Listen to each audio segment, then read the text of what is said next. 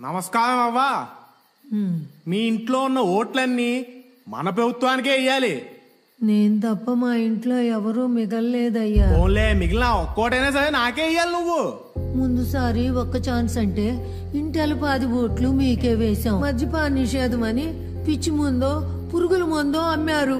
అది దాగిన నా మొగుణ్ణి ఆసుపత్రికి తీసుకెళ్తే ఆరోగ్యశ్రీ పథకం అవ్వదని చెప్పారు.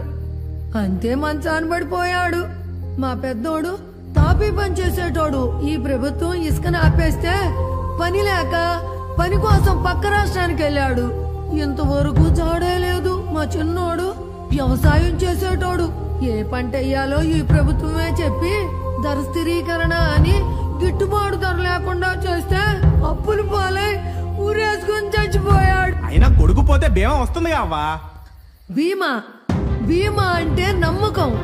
నా కుటుంబం పోయిన రోజునే ఆ నమ్మకం పోయిందయ్యా.